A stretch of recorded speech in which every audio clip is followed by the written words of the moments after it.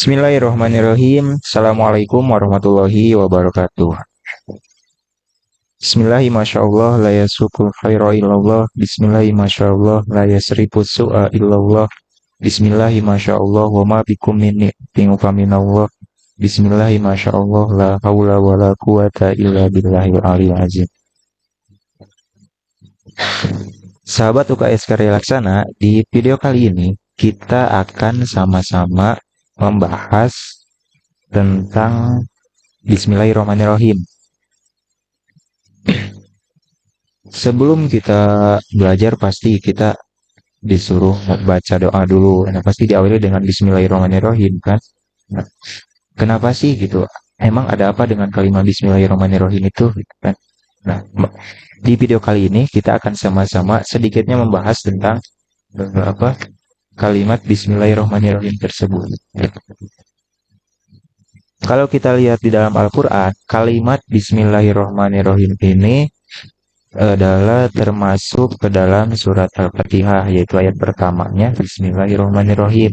Baru ayat keduanya Alhamdulillahirrahmanirrahim. Nah, kita harus mengenal dulu nih arti daripada Bismillahirrahmanirrahim itu sendiri. Kalau kita lihat di mungkin dari sahabat-sahabat UKS Karya Laksana ada yang punya Al-Quran yang ada artinya mungkin. Nah, bisa dilihat itu artinya adalah dengan menyebut nama Allah yang Maha Pengasih lagi Maha Penyayang. Nah, itu kan kalau di artinya, kalau bahasa Indonesianya. Nah, kalau misalkan untuk teman-teman nih yang ada yang misalkan masih mondok ataupun mungkin masih sering mendengar kajian gitu. Contoh ada yang baca kitab kuning misalkan Bismillahirrahmanirrahim, Bismillahi kalawan ibat semana Allah, sifatna Allah ar-Rahmani anu maparina nikmat agung di dunia ka sakabe makhluk, sifatna Allah ar-Rahimi anu maparina nikmat alit daerah khusus ka mukmin. Nah, itu teh ada makna tersendiri daripada Bismillahirrahmanirrahim tersebut. Nah, kalau kita lihat dari arti Sundanya gitu, Bismillahirrahmanirrahim dengan menyebut nama Allah Ar-Rahmani yang Maha bukan, itu mah bahasa Indonesia ya. Ini kalau misalkan bahasa Sunda gitu, Bismillahirrahmanirrahim kalawan nyebat asmana Allah, sifatna Allah Ar-Rahmani anu maparin nikmat agung di dunia rasa kabeh makhluk. Nah, maksudnya gimana? Sifat Ar-Rahmani, Ar-Rahman. Maksudnya gini, Allah memberi nikmat yang atau anugerah yang agung itu di dunia ke semua makhluk gitu. Ruang lingkup daripada Ar-Rahman ini luas gitu, enggak cuman terpaku pada mukmin aja gitu, enggak cuman terpaku pada orang Islam aja gitu. Maksudnya gimana gitu? Ya luas gitu, yang mukmin kebagian, yang enggak mukmin atau yang enggak iman juga kebagian gitu, yang Islam kebagian, yang enggak Islam juga kebagian. Mana contohnya? Misalkan orang Islam bernapas, apakah atau gini, Allah menciptakan udara. Kalau tadi kan kalau bahasa Indonesianya Ar-Rahman itu yang Maha Pengasih lagi Penyayang. Misalkan Ar-Rahman ini adalah bentuknya adalah udara gitu. Udara itu nggak cuman buat orang Islam aja gitu, nggak cuman buat orang mukmin aja gitu. Bahkan orang yang di luar Islam, orang yang nggak beriman pun bisa mendapatkan udara gitu melalui bernapas itu tadi ya. Itu salah satu contoh daripada Ar-Rahmannya Allah, kasih sayangnya Allah. Jadi kafir juga diberi, mukmin juga diberi. Nah, itu yang membedakan, salah satu yang membedakan antara Ar-Rahman dan Ar-Rahim gitu. Kalau Ar-Rahman itu ruang lingkupnya itu banyak, mau kafir ataupun Islam itu tetap sama kebagian.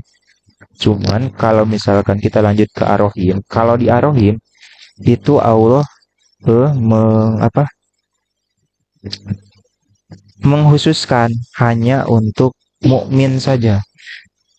Allah memaparinkan nikmat alit di akhirat khusus kamu mukmin.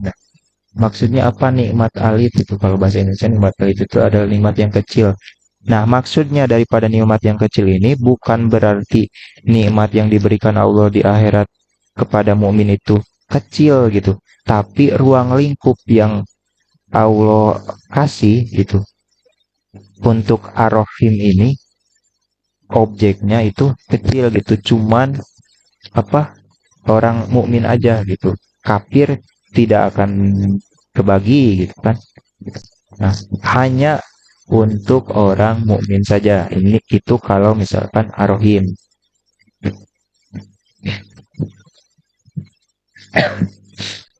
Lanjut kita membahas tentang apa sih keunggulan Bismillahirrahmanirrahim gitu kan. Kalau berbicara tentang keunggulan Bismillahirrahmanirrahim, itu kita pasti pernah mendengar gitu bahwa di dalam surga itu ada yang namanya empat tihang. Empat tihang ada di surga nih. Ini ada keterangannya di Sabda Rasul gitu. Yang mana di setiap tiang itu ada terdapat tulisan Bismillahirrohmanirrohim. Nah, dari keempat Bismillahirrohmanirrohim ini ada keluar empat mata air. Nah, masing-masing keluarnya itu dari satu tiang. Dari Bismillahirrohmanirrohim tiang satu, ada Bismillahirrohmanirrohim tiang dua, tiang tiga, tiang empat. Nah, itu masing-masing keluar mata air. Nah, dari mana sih keluarnya gitu? Kalau yang pertama Bismillahirrahmanirrahim itu keluarnya dari elap, dari huruf mim, dari bolongnya mim. Nah, itu keluar air tawar. Itu di yang pertama yang bertuliskan Bismillahirrahmanirrahim keluar mata air dari bolongnya mim itu. Nah, yang kedua itu air susu keluar daripada lafaz Allah di tiang Bismillahirrahmanirrahim.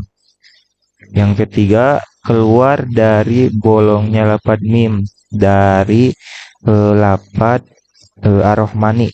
Bismillahirrahmanirrahim. Nah, di lafaz ar-Rahmani itu keluar mata air. Nah, yang keempat itu keluar sama dari huruf mim, dari bolongnya huruf mim di lafaz Bismillahirrahmanirrahim, yakni lafaz ar-Rahimi. Nah, di mim itu keluar mata air. Ini menunjukkan bahwa Bismillahirrahmanirrahim ini bukan kalimat yang sembarangan gitu ya. Keunggulannya.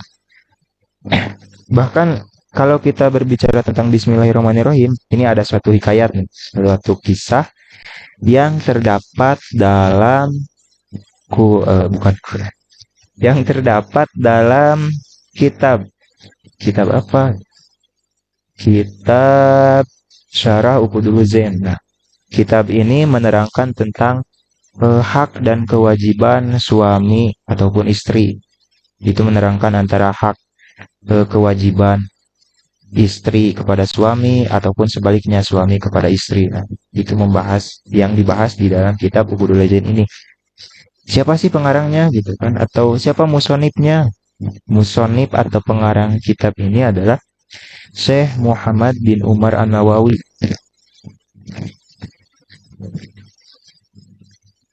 Di sini di satu hikayat ini musonib menjelaskan tentang salah satu keunggulan daripada kalimat Bismillahirrahmanirrahim, yang mana ini mengisahkan tentang seorang istri. Seorang istri ini mempunyai suami yang mana suami ini termasuk ke dalam apa ya munafikin, orang-orang yang munafik gitu.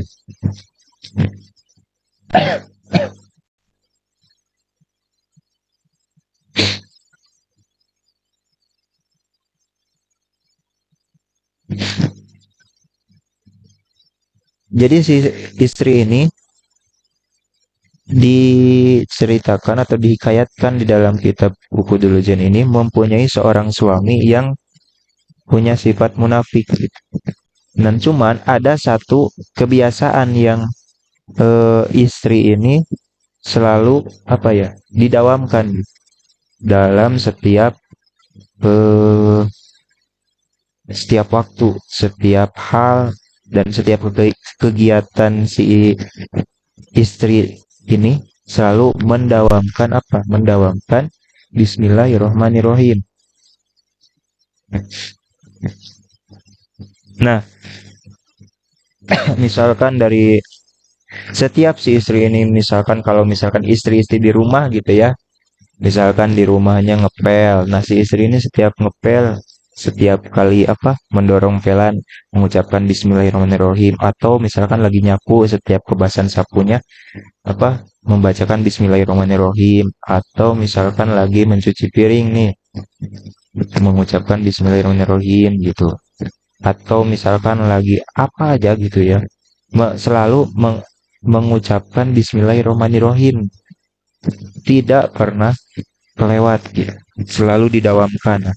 Pada satu ketika, di saat si istri ini di apa, kalau bahasa sekarangnya itu dipanggil oleh suaminya, dikarenakan suaminya terheran-heran gitu, ini kenapa sih, kalau misalkan bahasa sekarang gitu, ini kenapa sih istri istri gue gitu ya, setiap apa-apa selalu membaca Bismillahirrahmanirrahim gitu, baca apa sih gitu, biar apa gitu.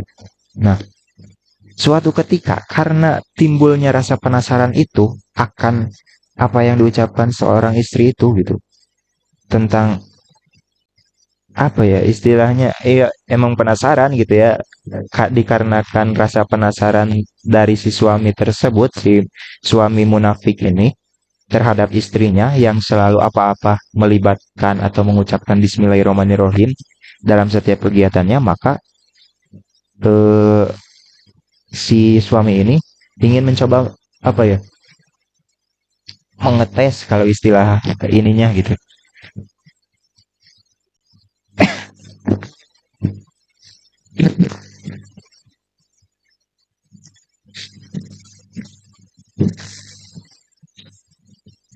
Kalau misalkan gini, kita sama-sama gitu, kalau misalkan kalian mau buka tentang hikayatnya gitu, di mana ya tadi kan sudah dijelaskan gitu di kitab Qudul Zen ini, baru halaman awal gitu si apa termasuk ke dalam mukadimah gitu, halaman 2, nah, di kitab Qudul Zen kitabnya. Nah, jadi di hikayat tersebut gitu ya, si apa ya, si istri ini, seorang istri ini mempunyai suami yang dari munafik gitu, orangnya munafik gitu. Dengan apa ya, si istri ini seperti yang tadi bilang gitu, mempunyai satu kebiasaan, ya ini setiap melakukan sesuatu ataupun pekerjaan itu selalu mengucapkan Bismillahirrohmanirrohim. Nah, suatu ketika karena suami ini merasa terheran-heran akan tingkah laku seorang istri tersebut, maka si suami mencoba untuk apa istilahnya, mengerjai lah kalau istilahnya gitu. Maka si istri tersebut diberi amanat oleh si suami ini gitu. Amanatnya apa? Kalau di dalam kitab dituliskan gitu. Dituliskannya apa, si istri ini dititipi kantong. Kantong ini misalnya berisi uang gitu ya. Kalau zaman sekarang mungkin dompet gitu ya. Nah, si istri ini disuruh oleh suami yang munafik tadi untuk menyimpan dompet ini secara baik-baik gitu, di tempat yang seaman mungkin gitu. Nah, karena kebiasaan tadi lalu diambillah gitu ya kan, si istri ini mengambil dompet yang diamanatkan oleh suaminya tersebut gitu. Diambil dengan mengucapkan Bismillahirrahmanirrahim. Bismillahirrahmanirrahim. Diambil dompetnya gitu. Lalu disimpan di lemari. Kalau misalkan ibu-ibu kan nyimpen uang gitu kan, suka banyak tempat yang emang gak habis pikir sama suami gitu kan, kebanyakan istri gitu, kebanyakan ibu-ibu menyimpan uang itu di tempat-tempat yang nggak ada apa ya, nggak terpikir oleh suami gitu. Ibu-ibu tuh pintar kalau masalah uang gitu, gitu ya. Nah, si istri ini menyimpan si dompet yang tadi diamanatkan oleh oleh suaminya, misalkan di lemari nih, di lemari.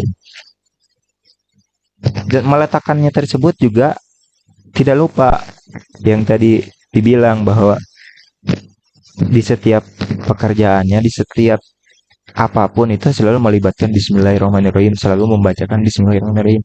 Dari mulai tadi mengambil dompet dari suami yang diamanatkan, terus menyimpannya pun membaca Bismillahirrahmanirrahim. Kemudian selanjutnya gimana nih? Si istri tersebut ya biasa melanjutkan kegiatannya, melanjutkan aktivitasnya, misalkan lagi menyapu atau gimana lah tentang rumah tangga gitu kan, bebersih rumah gitu. Kemudian oleh suami si istri tersebut diambil lah itu si dompet yang tadi diamanatkan olehnya itu, yang udah diambil oleh istrinya, disimpan, kemudian diambil lagi tanpa sepengetahuan istrinya. Nah, diambil si dompet itu yang berisi kalau sekarang uang gitu ya, sesuatu yang berharga gitu. Nah, udah diambil, dikemanain gitu? Dialung, dilempar gitu ya. Dilempar nih sama si suami itu, dilempar kemana? Dilempar ke dalam sumur. Nah, dilemparlah si dompet itu ke dalam sumur. Kita perumpamakan kantong tadi, misalnya dompet gitu ya, sesuatu yang berharga, yang di dalamnya pasti uang atau apa gitu ya. Pokoknya sesuatu yang berharga itu. Dilempar itu si dompet itu ke sumur. Pada satu momen gitu, mungkin si istri juga lupa gitu kan, nggak keinget. Nah, si suami yang tadi udah ngelempar dompetnya itu memanggil si istri tersebut gitu, memanggil, oh sekarang mah kembaliin dompet yang tadi bapak kasih ke mama, nah misalkan gitu. Nah, tanpa berpikir panjang, tanpa ada prasangka buruk terhadap suaminya gitu, si istri ini lanjut untuk mengambil dompet yang tadi disimpan di lemari oleh si istri tersebut. Kalau misalkan ini kan dompetnya, kalau misalkan secara logika gitu kan, dompetnya pasti udah gak ada gitu kan, soalnya kan udah diambil terus dilemparin ke sumur oleh suaminya gitu. Ini udah gak ada logikanya gitu kan, udah nggak ada di tempat yang mana tadi dompet itu disimpan oleh istrinya gitu. Cuman ketika, nah di sini nih terdapat, kita berbicara tentang keunggulan Bismillahirrahmanirrahim. Ketika si istri tersebut membukakan pintu lemari dengan tidak lupa mengucapkan Bismillahirrahmanirrahim, nah si istri tersebut lalu membuka, kalau misalkan ininya ditumpukan baju gitu ya, membuka apakah dompetnya ada. Nah, ini nih satu keunggulan yang Allah perlihatkan ketika kepada orang yang mendawamkan kalimat Bismillahirrahmanirrahim.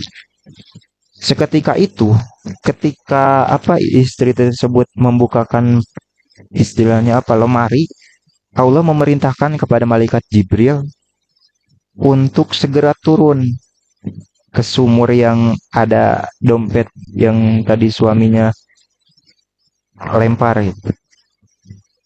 Allah memerintahkan kepada Jibril untuk Untuk turun kepada sumur tersebut, mengambil dompet yang telah dilempar oleh suami tersebut dengan izin Allah. Lalu malaikat Jibril mengambil dompet tersebut lalu meletakkan kembali ke tempat di mana si istri tersebut menyimpan dompet itu.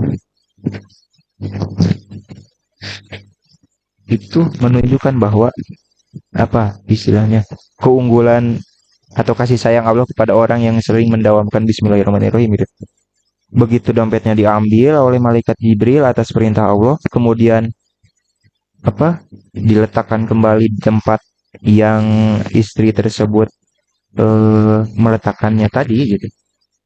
Kemudian dibawalah dengan kalimat Bismillahirrohmanirrohim, dompetnya diambil, kemudian dikasih ke istrinya, ke istrinya, ke suaminya, ke suaminya diambil.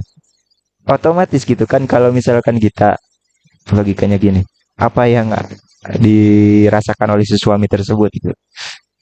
Logikanya gini, kalau misalkan kita apa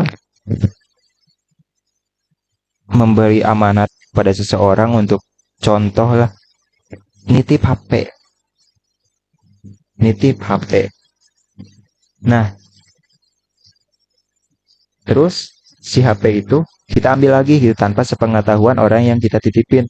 Terus kita ambil, kita umpetin di mana gitu lah, gitu ya. Yang nggak akan mungkin bisa ketemu gitu, sama orang yang tadi kita titipin gitu. Ketika mau diambil, terus si barang yang itu udah jelas-jelas kita lempar gitu, kita ambil lagi tanpa sepengetahuan, tahu-tahu udah ada di tangannya gitu. Apa kira-kira yang bisa tergambar atau dipikirkan oleh kita gitu? Lah, kok bisa gitu kan pasti bakal ada kata-kata gitu. Kok bisa sih kan ini udah gue buang gitu kemana gitu. Kan ini udah gue apa? Udah udah ya udah diambil lagi itu. Masa ada lagi dalam hitungan menit, bukan menit lagi itu mungkin hitungan detik gitu kan. Kok bisa ada lagi gitu. Nah, sama gitu. Kita yang merasakan juga pasti terheran-heran gitu. Kok bisa ada gitu? Kan udah gue lempar ke sumur. Nah, itu yang dirasakan oleh si istri daripada oleh dirasakan oleh si suami daripada istri ini, istri solehah ini gitu. Si suami merasa kaget, lah kok bisa ada di mama gitu. Padahal ini udah ayah buang ke sumur gitu. Nah, kemudian ditanya gitu oleh si suami tersebut, kamu itu setiap aku perintah, setiap aku apa istilahnya nyuruh-nyuruh lah ini itu tidak lupa apa istilahnya kalau bahasa Sundanya itu gerenyeman gitu, selalu berbisik gitu, berbisik emang apa sih yang kamu bisikin gitu di setiap hal yang kamu lakukan, entah itu menyapu, mengepel, beberes rumah, itu kamu selalu berbisik gitu. Dan aku itu terheran-heran akan kamu itu berbisik apa gitu. Maka dijelaskanlah oleh si istri solehah ini gitu bahwa aku dari melakukan sesuatu hal apapun itu tidak lupa untuk mengucapkan kalimat Bismillahirrohmanirrohim. Tidak lupa untuk mengucapkan kalimat Bismillahirrohmanirrohim. Kemudian singkat cerita si suami munafik ini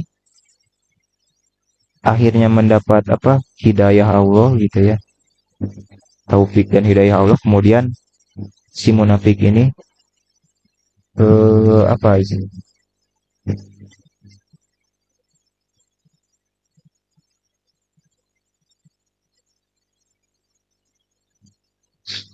Kemudian si suami ini karena merasakan takjub akan kebesaran Allah, kemudian tobat kepada Allah dan menjadi apa?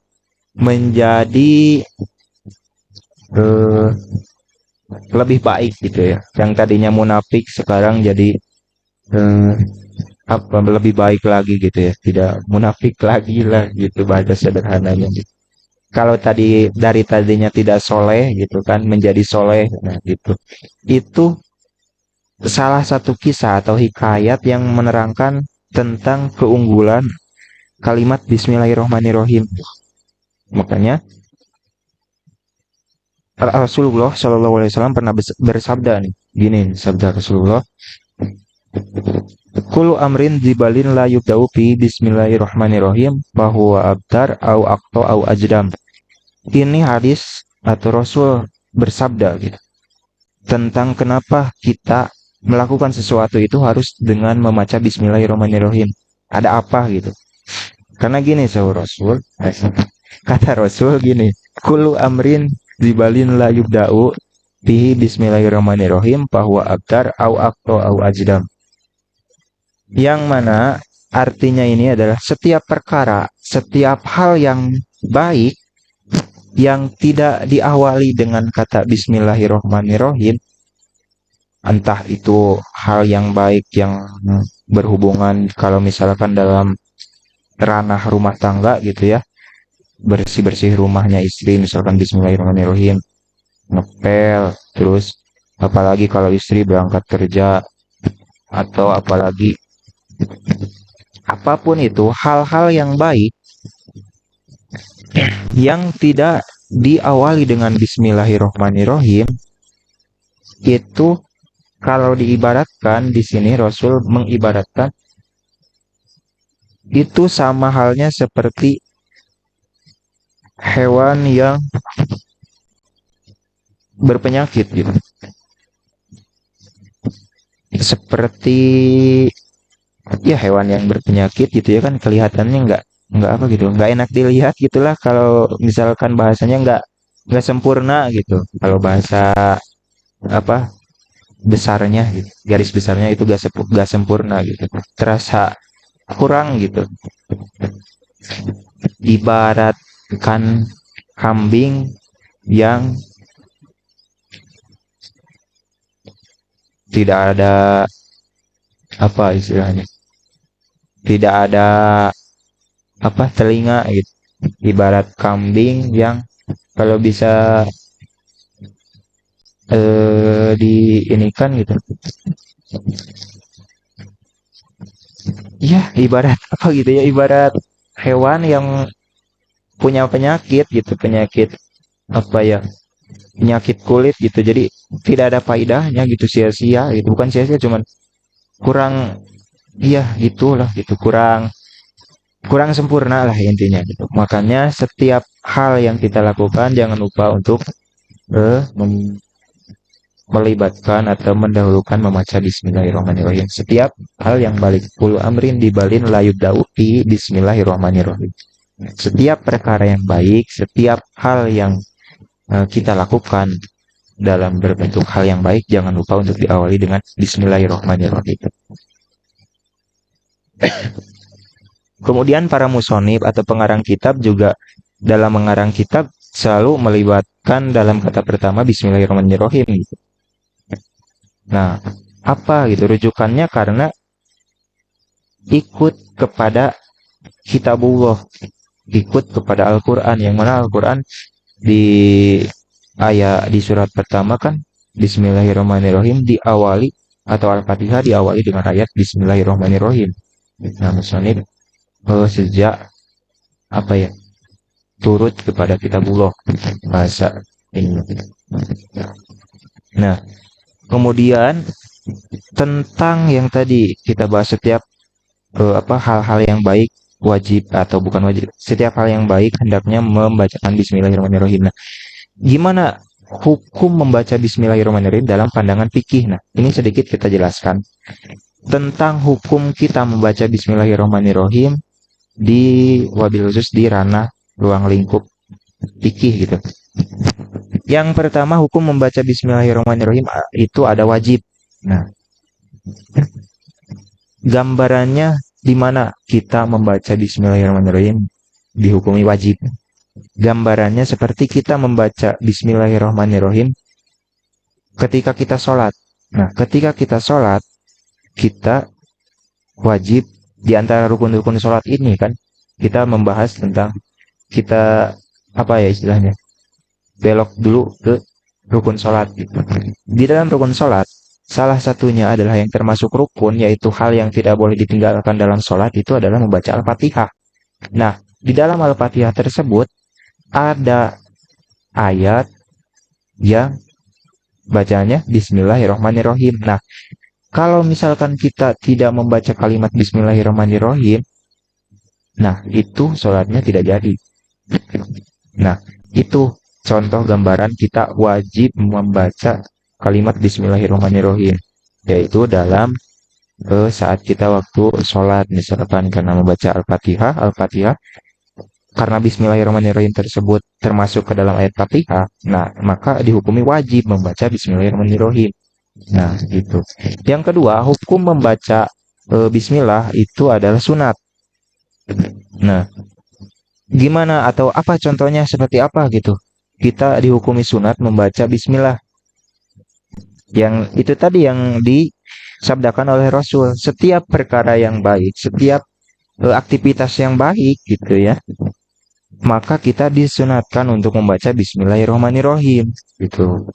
Kalaupun misalkan tidak mengucapkan Bismillahirrahmanirrahim, ya mungkin nggak ngepek, bukan nggak ngepek itu nggak berakibat apa-apa, cuma apa misalkan nggak dosa juga gitu.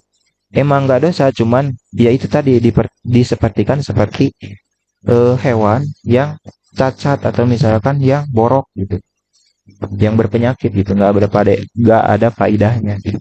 Makanya setiap hal yang baik itu dihukumi sunat untuk membacakan Bismillahirrahmanirrahim. Kita misalkan adik-adik mau berangkat ke sekolah, nah jangan lupa berangkat ke sekolah Bismillahirrahmanirrahim. Bahkan setiap langkah kaki pun gitu kan, kalau bisa ini selalu aja Bismillahirrahmanirrahim, Bismillahirrahmanirrahim gitu. Nah, hukum yang membaca Bismillah, hukum membaca Bismillah yang ketiga itu adalah dihukumi makruh. Nah, apa gambaran membaca Bismillah bisa dihukumi makruh? Nah, hukum baca Bismillah disebut makruh itu contohnya misalkan gini, bapak-bapak nih ya, misalkan bapak-bapak mengerjakan sesuatu hal yang makruh gitu, terus dibacalah gitu Bismillahirrahmanirrahim itu karena ingin berdalih ingin mendapatkan pahala. Nah, ayo contoh apa sih yang makruh gitu? Kalau misalkan kita lihat gitu, kalau fenomena zaman sekarang gitu kan, yang lagi rame-rame gitu tentang masalah berokok gitu ya. Nah, gini, kalau misalkan kebanyakan orang gitu menghukumi rokok itu adalah sesuatu hal yang makruh gitu. Apa sih itu makruh gitu? Makruh itu kan sesuatu hal yang sebenarnya nggak halal, nggak juga haram gitu kan. Cuman lebih dekat ke haram kalau makruh. Nah, ada wabil khusus gini tentang rokok gitu kan. Karena dihukumi makruh gitu, maka ketika kita merokok nggak usah pakai Bismillahirrahmanirrahim gitu. Karena itu dihukumi makruh gitu membaca Bismillahirrahmanirrahim tersebut gitu. Nah, yang ketiga, bukan yang keempat gitu kan. Soal tadi yang pertama wajib, yang kedua sunat, yang ketiga makruh. Nah, yang keempat ini yang terakhir. Yang keempat adalah dihukumi haram gitu. Kenapa Bismillahirrahmanirrahim bisa dihukumi haram? Apa gambarannya atau apa contoh aktivitas yang menyebabkan kita membaca Bismillahirrahmanirrahim itu klaim sebagai haram membaca Bismillahirrahmanirrahim dalam waktu atau aktivitas yang diharamkan. Apa aktivitas yang diharamkan? Contoh gini, contohnya aktivitas yang diharamkan itu, contoh tidak usah jauh-jauh gitu, mencuri gitu. Mencuri adalah sesuatu hal yang diharamkan gitu. Ketika kita akan mencuri gitu, mohon maaf ada sedikit ketawa gitu kan. Kalau kita mencuri gitu, udah tahu mencuri itu haram, lalu dibarengi dengan Bismillahirrahmanirrahim gitu. Sesuatu yang jelek dibarengi dengan yang bagus, yaitu Bismillahirrahmanirrahim, itu nggak akan membuat apa istilahnya, nggak akan membuat bagus gitu. Ya maling tetap maling gitu, walaupun Bismillahirrahmanirrahim abi maling, kan nggak apa ya istilahnya, masa hal yang haram gitu yang istilahnya udah jelas-jelas itu haram, ngapain pakai Bismillahirrahmanirrahim gitu, kayak nggak apa ya. Bahkan kalau dilihat di apa ruang lingkup fikih gitu, yang tadi itu haram membaca Bismillahirrahmanirrahim ketika akan mencuri. Kalau mencuri ya mencuri aja, gak usah pakai Bismillahirrahmanirrahim gitu. Bismillahirrahmanirrahim, ya Allah mudah-mudahan cing diselamatkan misal afirek maling motor. Nah itu nggak usah gitu, bahkan malingnya pun haram gitu. nggak akan jadi halal maling gitu, disebabkan karena kita membaca Bismillahirrahmanirrahim gitu. Nah, jadi intinya di hukum membaca Bismillahirrahmanirrahim di dalam ruang lingkup fikih itu ada 4. Yang pertama wajib seperti halnya dalam sholat. Yang kedua dihukumi sunat seperti melakukan hal-hal yang baik berlandaskan pada sabda Nabi yang tadi itu kulu amrin zibalin la yabda'u fi bismillahirrahmanirrahim bahwa abdar au akto au ajram. Itu landasan hadis yang menjelaskan tentang kita mengalami sesuatu dengan mengucapkan bismillahirrahmanirrahim. Yang ketiga makruh. Dihukumi makruh membaca bismillahirrahmanirrahim ketika kita akan melakukan atau hendak melaksanakan sesuatu yang makruh. Contohnya tadi merokok, nggak usah pakai bismillahirrahmanirrahim gitu. Yang keempat adalah dihukumi haram. Ketika kita melakukan hal yang haram, tidak perlu atau dihukumi haram membacakan bismillahirrahmanirrahim. Itu mungkin sedikit pembahasan kita tentang kalimat bismillahirrahmanirrahim. Kalau misalkan kita mau lebih dalam lagi mempelajari tentang bismillahirrahmanirrahim, mungkin nggak akan cukup waktu seminggu gitu. Soalnya apa ya, dalam gitu. Satu kalimat bismillahirrahmanirrahim aja gitu. Ini mah cuman apa istilahnya kalau misalkan dalam dalam permen gitu. Ini mah cuman bungkusnya aja gitu. Kita mah belum belum tahu intisari daripada bismillahirrahmanirrahim itu apa gitu. Ini yang dijelasin cuman ya sekedar istilahnya memperlihatkan apa ya, cangkangnya aja gitu, nggak sampai dalam-dalam banget gitu, cuman tentang apa arti dari Bismillahirrahmanirrahim, terus keunggulan Bismillahirrahmanirrahim, terus hikayat yang terkandung dalam Bismillahirrahmanirrahim, terus hadis tentang Bismillahirrahmanirrahim, hukum-hukum membaca Bismillahirrahmanirrahim. Nah itu mah cuman seputar itu aja gitu. Ini mah buat ya, apa istilahnya edukasi lah. Kalau misalkan mau mempelajari lebih dalam tentang Bismillahirrahmanirrahim, boleh banget itu. Ya. Bahkan nggak akan cukup waktu yang sedikit untuk kita mempelajari Bismillahirrahmanirrahim. Jadi intinya di video kali ini gitu ya. Mohon maaf nih agak lama itu. Tapi mudah-mudahan apa yang saya sampaikan gitu, bisa bermanfaat, bisa menambah wawasan kita. Wabil khusus yang menyampaikan gitu. Ya, karena yang menyampaikan juga belum tentu sepaham yang mendengarkan gitu kan. Mohon maaf bila ada kesalahan. Nah, maka dari itu di sini ada kolom komentar. Mohon jika ada kata-kata yang salah, jika ada apa keterangan ataupun sejarah atau hikayat-hikayat yang saya sampaikan itu agak sedikit melenceng ataupun salah, mohon untuk dibenarkan di kolom komentar. Gitu ya. Nah, jangan lupa buat yang belum subscribe atau like, mohon bantu untuk di like, di subscribe. Jangan lupa untuk di share ke teman-temannya gitu. Siapa tahu apa kita mau berbagi ilmu gitu, walaupun ya mungkin nggak seberapa, tapi insya Allah berkah. Itu yang kita cari gitu, keberkahan dari setiap apa yang kita sampaikan gitu. Karena barang siapa yang menduduhkan kepada sesuatu yang baik gitu, maka ketika hal itu kita apa istilahnya orang lain mengamalkan dan amal itu atau ilmu itu taunya dari kita, maka selama ilmu itu ada di orang tersebut, maka secara tidak langsung pahala juga mengalir kepada kita gitu. Nah, jadi jangan lupa untuk share ke teman-temannya. Ada sedikit pembahasan tentang Bismillahirrahmanirrahim gitu. Jadi bisa bantu share, like, comment, and subscribe, dan jangan lupa nyalakan lonceng notifikasi biar lebih update lagi gitu tentang perkembangan atau video-video terbaru dari UKS Karya Laksana ini. Udah sepertinya udah terlalu kepanjangan ini ya video ya. Nah mungkin itu sedikit dari pembahasan Bismillahirrahmanirrahim yang salah satunya kita ambil hikayat dari kitab Syarah Uqudul Zain ini. Nanti kalau misalkan anak-anak pondok pastilah udah tahu gitu.